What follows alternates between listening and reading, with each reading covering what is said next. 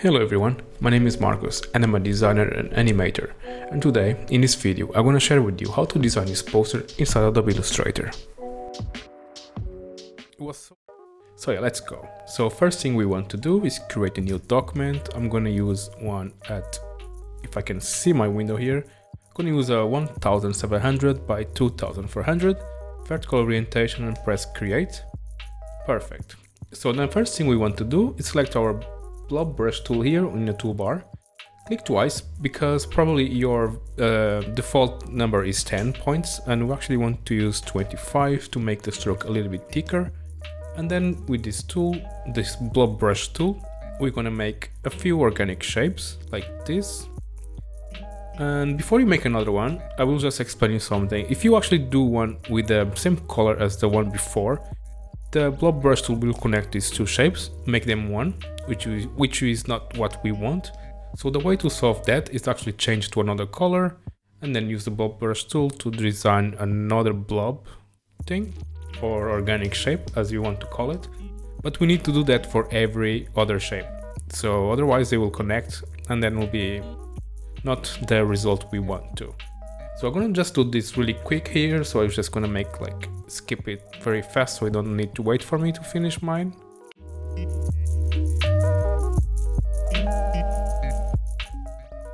Perfect. So you don't need to worry about this being like perfect match there. It would be nice if they are. But what we want to do here right now is just create like some random shapes, just have fun with the blob brush tool and create something very organic. So, but because I was a little bit quick doing this, there is like these edges here and they don't look very nice. But there is a way to solve that problem. We're gonna select our shapes here and then we're going to right click and then go to the simplify tool. And then we're going to see the number of points here and then we're going to reduce it until we see those points there going away. Something like this. Perfect. So you see the points there are mostly gone, so just can leave it as it is. And then just for a little quick retouch, we can just go to these corners here and then run the corners to take away these really hard edges there.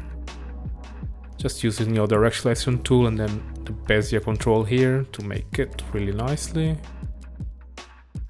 Just try to find them. Here's another one. Maybe we need to select this one as well. So it matches perfectly. This one maybe. Yeah, there.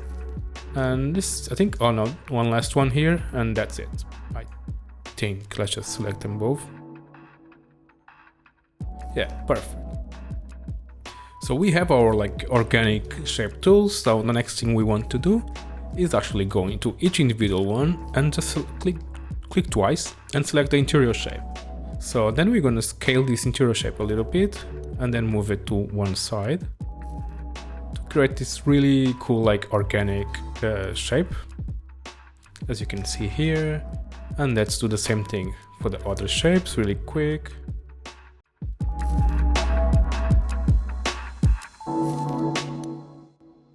Perfect. So you just want to make this a little bit more irregular and even more organic than it is. And as soon as you have something like that, you can just stop or just keep playing with it. It's up to you. Let's just adjust this a little bit more. Perfect. So now what we're going to do is actually use a new tool from Illustrator. We're going to select these shapes again, and then we go to, where is my tools? There they are. We go to Object, and then we're going to find Intertwine, and then we're going to use Make. So then we're going to select these edges here, and just with this selection tool, just around them, and just see the Intertwine tool working there. So what it does, it moves the shapes between them, so we don't need actually to create masks as we used to need to do before. Gonna do one like that there, and maybe this one here, and then this one goes up front, but this one goes behind maybe. No, goes in front actually, and then this one here. Let's just see what it does.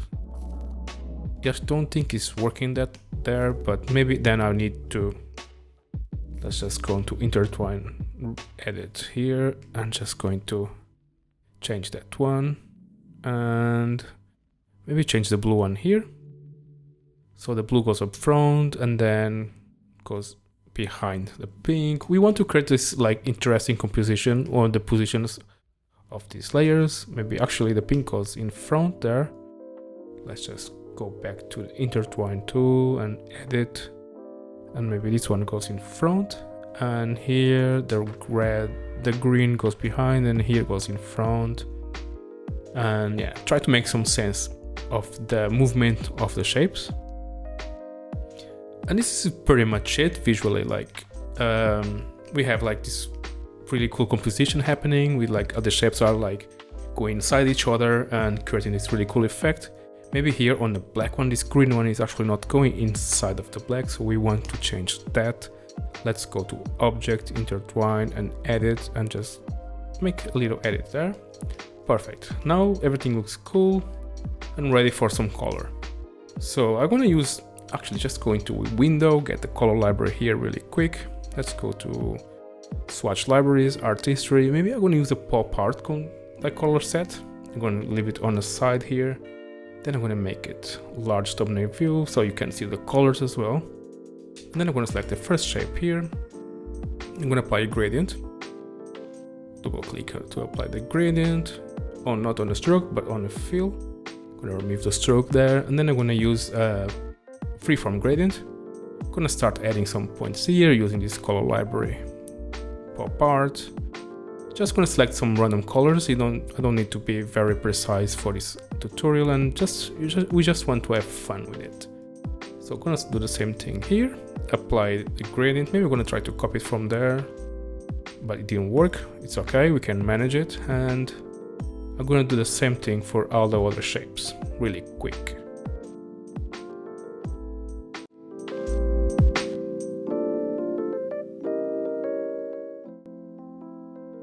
Perfect. So as you can see, it already looks really nice. I really like this color effects, and using the freeform gradient, we always can achieve really beautiful gradients. And if you choose a really nice color library as well, even the Illustrator ones, it makes everything looks really nice.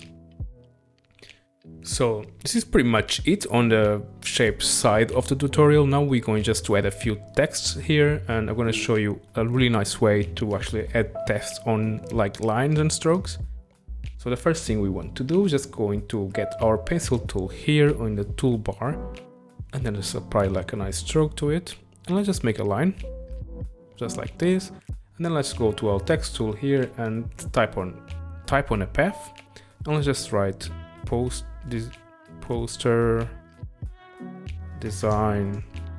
experimental poster design. Sorry, that's what I wrote. Let's just change the size of the text because it's really small. I better can see it.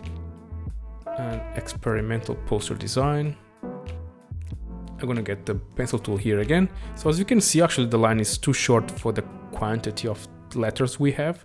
So one way we are able to change it is just using the pencil tool. You can just like click here on this anchor point and just continue and see where it takes us to the text. And if you actually want to make a copy and then change this shape here, so where your text goes, you can just choose an anchor point and start with the pencil tool there. So you create a new way to go, something like this. We want to make it as dynamic as we can, make a few copies for here as well. I'm gonna just change this one. Maybe we'll make it like this, maybe from the beginning. Something more organic, maybe. Yeah, experimental poster design, and that's what we do on this channel most of the time anyway. So let's just rotate this one and put it there. So just make a nice composition with your text, have fun with it, and then when you finished with it, I'll just make a new one here. I'm just gonna change really quick because I know just want to add some text there. Again, let's make this one. And when you finish, you can just leave it as it is and make a new layer, and then get a rectangle tool here to make a black solid. And on this black solid, we're going to apply some grain. Let's go to Effects, Texture Grain, and apply the stippled grain at 40 intensity, 20 contrast, and just press OK. And opacity here, change it to screen, and reduce it to maybe 10. We want the grain to be present, but we don't want the grain to take all the attention of the poster. And yeah, this is pretty much it. I hope you enjoyed the poster today, and if you did, please like and subscribe to this channel if you're not subscribed yet. And don't forget to check the other tutorials on this channel, and I hope I see you in the next one. Cheers, bye bye.